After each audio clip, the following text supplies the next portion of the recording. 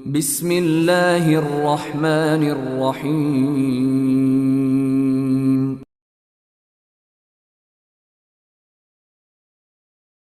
Alhamdulillahirabbil alamin wala aqibatu lil muttaqin wala udwana illa 'alal zalimin.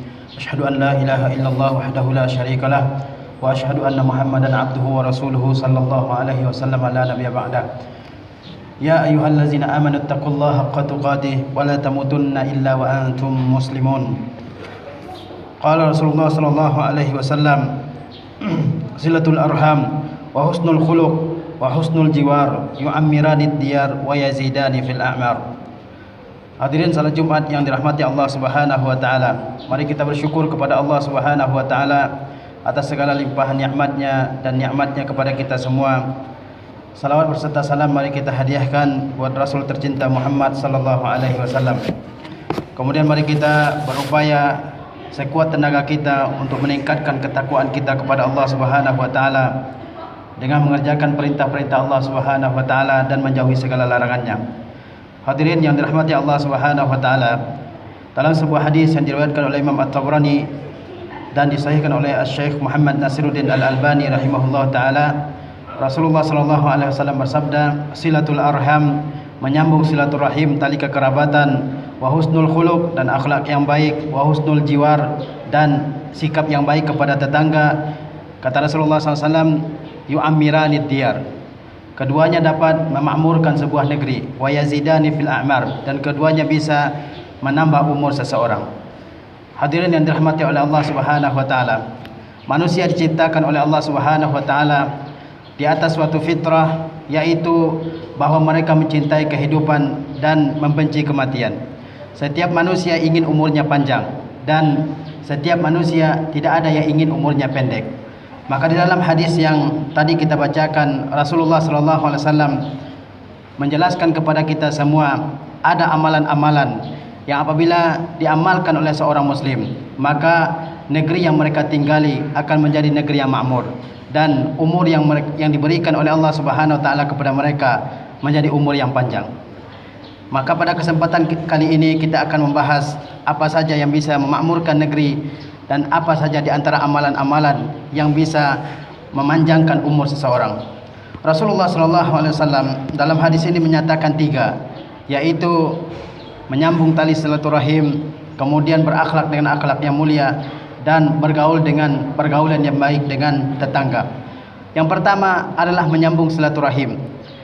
Rahim dalam bahasa Arab pada mulanya artinya adalah tempat berkembangnya janin di dalam perut seorang ibu. Ini disebut dengan ar-rahim. Dan jamaknya adalah al-arham. Jamak dari ar-rahim adalah al-arham.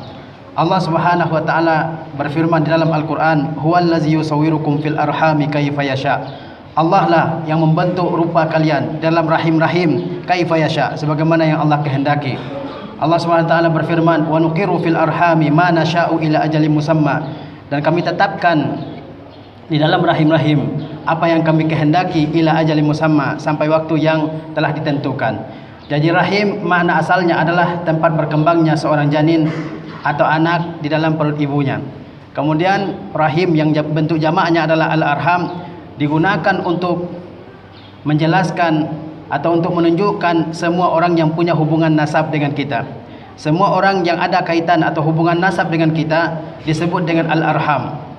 Siapa di antara mereka? Di antara mereka adalah ibu dan bapak kita, kakek dan nenek kita, saudara kita, baik yang laki-laki atau perempuan, paman dan bibi kita dari pihak bapak, dan paman dan bibi kita dari pihak ibu. Ini semua disebut dengan al-arham. Termasuk juga anak-anak paman-paman kita, anak-anak bibi-bibi kita, baik dari pihak ibu ataupun dari pihak bapak. Semuanya disebut dengan al-arham. Hadirin yang dirahmati oleh Allah Subhanahu wa taala, di dalam agama kita Allah Subhanahu wa taala perintahkan kita berbuat baik kepada al-arham, kepada orang yang dekat dengan kita, kepada kerabat kita. Yang pertama kali adalah berbuat baik kepada orang tua kita. Orang tua kita adalah rahim kita yang paling dekat atau kerabat kita yang paling dekat dengan kita. Karena kita ada di dunia adalah karena perantaraan kedua orang tua kita. Maka kalau kita bersilaturahim, yang pertama kali adalah kepada kedua orang tua kita. Allah Subhanahu wa taala dalam Al-Qur'an berulang-ulang kali memerintahkan kepada kita agar setelah kita beribadah kepada Allah Subhanahu wa taala, maka hendaklah kita menyambung tali silaturahim dengan kedua orang tua kita. Wa qadara rabbuka alla ta'budu illa iyyahu wa bil walidaini ihsana.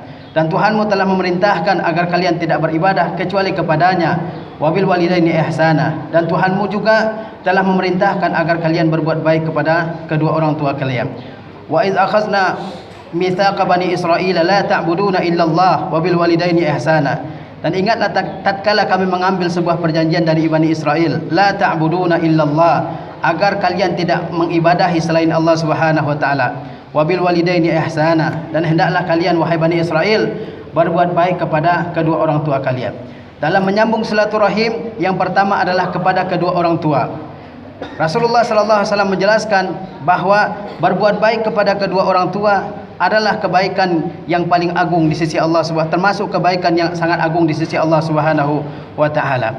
Ibnu Mas'ud radhiyallahu taala anhu bertanya kepada Rasulullah sallallahu alaihi wasallam, "Ya Rasulullah, wahai Rasulullah, apa amal yang paling dicintai oleh Allah Subhanahu wa taala? Ayul a'mali ahabbu ila Allah?" Apa amalan yang paling dicintai oleh Allah Subhanahu wa taala? Rasulullah mengatakan as-salatu ala waqtiha. Yang pertama, amal yang paling dicintai oleh Allah itu adalah salat pada waktunya. Kemudian Ibnu Mas'ud bertanya lagi, "Summa ayyu?" Setelah salat pada waktunya, lalu apalagi amal yang dicintai oleh Allah Subhanahu wa taala? Rasulullah SAW mengatakan summa birrul walidain. Kemudian berbuat baik kepada kedua orang tuamu. Kemudian Ibnu Mas'ud bertanya lagi kepada Rasulullah, summa ayyu? Kemudian apa lagi wahai Rasulullah setelah berbuat baik kepada kedua orang tua? Rasulullah mengatakan summal jihadu fi sabilillah. Kemudian berjihad di jalan Allah. Jadi dalam menyambung silaturahim, maka yang pertama kali adalah kepada kedua orang tua kita, kepada ibu dan bapak kita. Setelah itu kepada kakek dan nenek kita, karena mereka orang yang paling dekat dengan kita. Karena dalam menyambung silaturahim, yang paling diutamakan adalah orang yang paling dekat, kemudian yang lebih dekat, kemudian seterusnya. Maka dalam bersilaturahim, kita tidak boleh bersilaturahim dengan kerabat kita yang jauh sementara kita melupakan kerabat kita yang dekat, sementara kita melupakan orang tua kita atau melupakan saudara-saudara kita. Hadirin yang dirahmati oleh Allah Subhanahu wa taala. Di dalam Al-Qur'an Allah Subhanahu wa taala memerintahkan kepada kita agar kita menyambung silaturahim. Wallazina yasiluna ma amarallahu bihi ayyusal wa yakhshawna rabbahum wa yakhafuna su'al hisab. Dan orang-orang, Allah Subhanahu wa taala menyebutkan ciri-ciri penghuni surga. Kata Allah Subhanahu wa taala, wallazina yasiluna ma amarallahu bihi ayyusal. Dan orang-orang yang menyambung apa yang Allah perintahkan untuk disambung, yaitu silaturahim. Wa yakhshawna rabbahum, mereka takut kepada Rabb mereka. Wa yakhafuna su'al hisab, dan mereka takut kepada perhitungan yang buruk di hari kiamat. Allah Subhanahu wa taala menyuruh kita untuk menyambung silaturahim. Bagaimana menyambung silaturahim itu? Yaitu dengan melakukan segala perbuatan baik kepada al-arham kita, kepada orang-orang yang punya tali kekerabatan dengan kita, kepada ibu kita, bapak kita, kakek dan nenek kita, paman kita, bibi kita, anak-anak mereka. Kita berbuat baik kepada mereka, segala bentuk perbuatan yang baik. Apabila ada di antara mereka yang sakit, kita jenguk.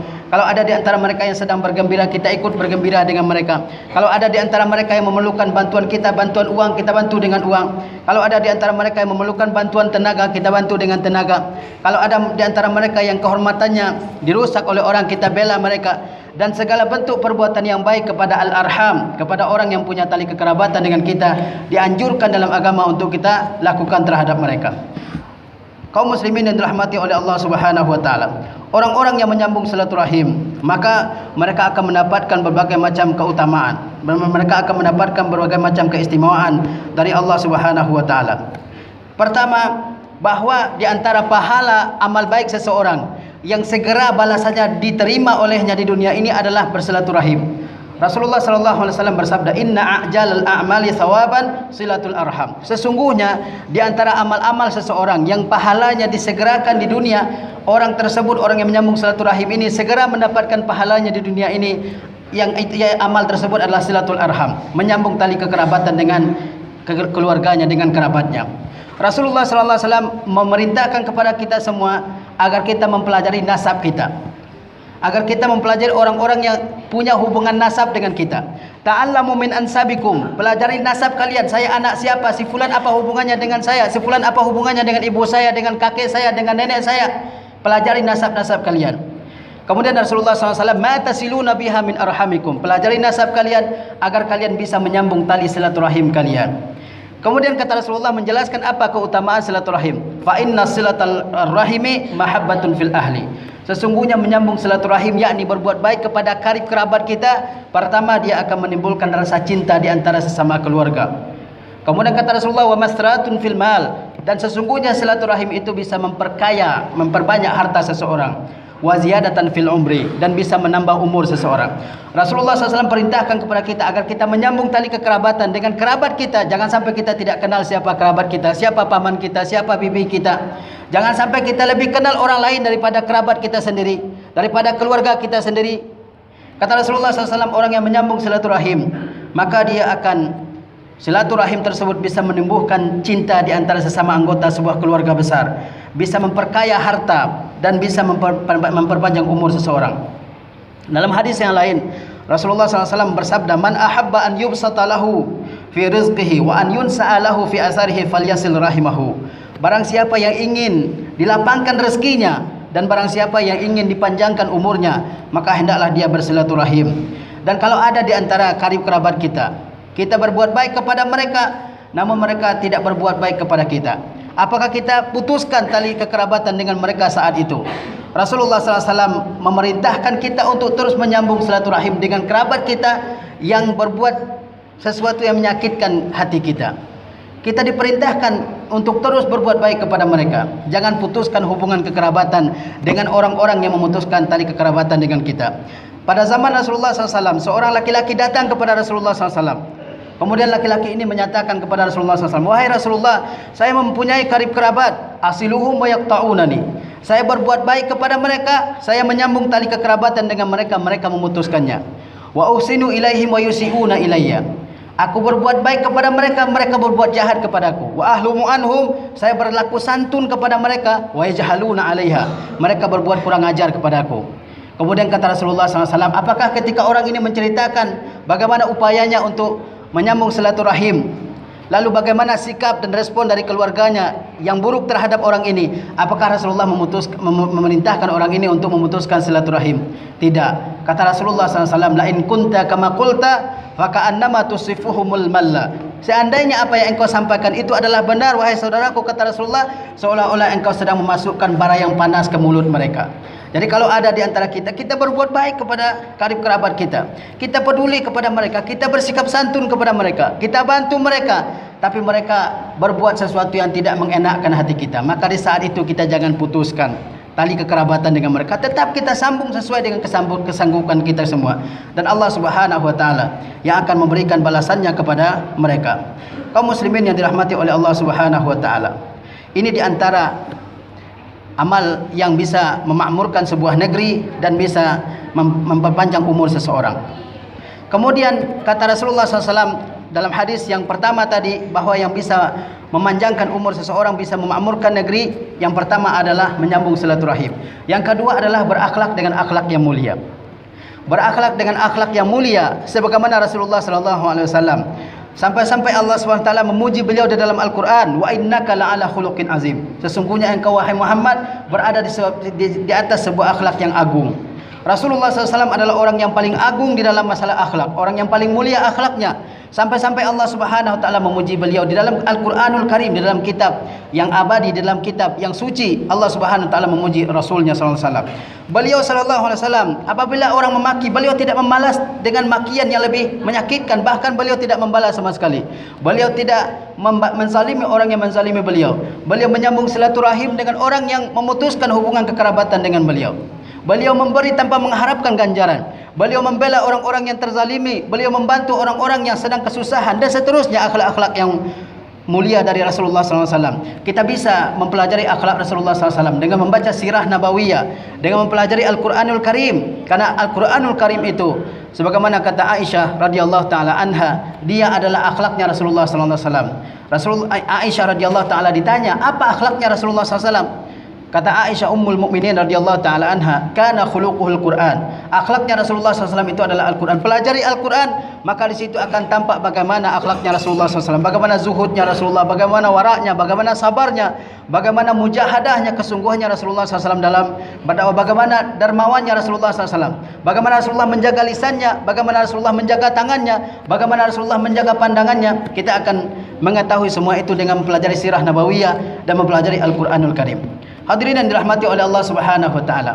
Rasulullah SAW adalah orang yang paling mulia akhlaknya, paling tinggi akhlaknya di antara sesama manusia. Tidak ada lagi yang lebih tinggi akhlaknya melebihi Rasulullah SAW. Sampai-sampai Allah SWT memuji beliau. Di samping itu Rasulullah SAW menganjurkan kita sebagai kaum muslimin dan umat beliau untuk berakhlak dengan akhlak yang mulia. Rasulullah SAW berulang-ulang kali menekankan kepada kita agar berakhlak dengan akhlak yang mulia. Bahkan Rasulullah SAW ketika ditanya apa yang paling banyak memasukkan orang ke surga, kata Rasulullah SAW, taqwallah wa husnul khuluq. Yang paling banyak memasukkan orang ke surga adalah bertakwa kepada Allah, yaitu melaksanakan perintah-perintah Allah SWT dan menjauhi larangan-larangan Allah SWT. Yang paling banyak memasukkan orang ke surga adalah bertakwa kepada Allah dan berakhlak dengan akhlak yang mulia. Rasulullah SAW juga menjelaskan bahwa orang mukmin yang paling sempurna imannya adalah yang paling baik akhlaknya. Semakin baik iman seseorang, maka hendaknya akhlak juga semakin baik. Kata Rasulullah SAW, akmalul mu'minina imanan ahsanuhum khuluqan. Orang mukmin yang paling sempurna imannya adalah orang yang mukmin yang paling baik akhlaknya. Rasulullah SAW juga menjelaskan bahwasanya yang paling berat pada timbangan amal-amal hamba pada hari kiamat adalah akhlak yang baik. Kata Rasulullah SAW, laisa syai'un asqala fi mizanil abdi yaumal qiyamah min husnil khuluq. Tidak ada sesuatu yang lebih berat pada timbangan kebaikan atau pada timbangan amal seorang hamba pada hari kiamat yang lebih berat melebihi akhlak yang baik. Maka kita berakhlak dengan akhlak yang baik. Jaga ucapan kita, jaga tangan kita agar tidak menzalimi orang. Kalau kita punya sesuatu, kita berikan kepada orang yang memerlukan. Hadirin yang dirahmati oleh Allah Subhanahu wa taala. Ini amalan yang kedua yang bisa memakmurkan negeri dan bisa memanjangkan umur seseorang, yaitu berakhlak dengan akhlak yang baik, muka yang ceria. Kata Abdullah bin Mubarak, di antara amal yang baik itu adalah bastul wajhi, muka yang ceria kepada kaum muslimin. Kemudian kaful aza, menahan diri kita agar tidak menyakiti orang lain, baik menyakiti dengan kata-kata atau menyakiti dengan perbuatan kita. Kemudian wabazlul ma'ruf, memberikan sesuatu yang ma'ruf, yang baik, baik perkataan, nasihat-nasihat yang mulia ataupun perbuatan kita. Apabila kita mempunyai suatu materi, kita berikan kepada orang lain. Ini diantara akhlak-akhlak yang mulia. Kemudian yang ketiga, amal yang ketiga yang bisa memakmurkan negeri dan memanjangkan umur adalah berakhlak dengan tetangga dengan akhlak yang baik. Tetangga seseorang adalah orang yang paling dekat dengannya. Bahkan terkadang tetangga seseorang lebih dekat daripada ibu bapaknya seseorang, lebih dekat daripada saudaranya seseorang. Maka hendaklah seseorang berakhlak yang baik dengan tetangganya, baik tetangga tersebut orang muslim ataupun bukan orang muslim, baik tetangga tersebut adalah orang yang mengikuti sunnah Rasulullah SAW atau tetangga kita yang masih bercampur amalannya dengan amalan-amalan yang jauh dari sunnah Rasulullah SAW. Kita tetap berkewajiban menjaga hubungan yang baik dengan tetangga-tetangga kita, baik melalui perkataan kita, ucapkan perkataan-perkataan yang baik, baik dengan menahan diri kita agar tidak menyakiti tetangga kita ini. Rasulullah SAW memotivasi kita semua untuk berakhlak yang baik dengan tetangga kita. Man kana yu'minu billahi wal yaumil akhir falyuhsin ila jarihi. Barang siapa yang beriman kepada Allah dan kepada hari akhir, hendaklah dia berbuat baik kepada tetangganya. Hadirin yang dirahmati oleh Allah Subhanahu wa taala. Tiga amal ini dapat memakmurkan negeri dan dapat memanjangkan umur seseorang. Para ulama menjelaskan bagaimana, apakah umur seseorang bisa ditambah, bisa dipanjangkan, padahal Allah Subhanahu wa taala telah menetapkan umur seseorang. Kata para ulama bahwasanya Allah Subhanahu wa taala telah menetapkan segala sesuatu.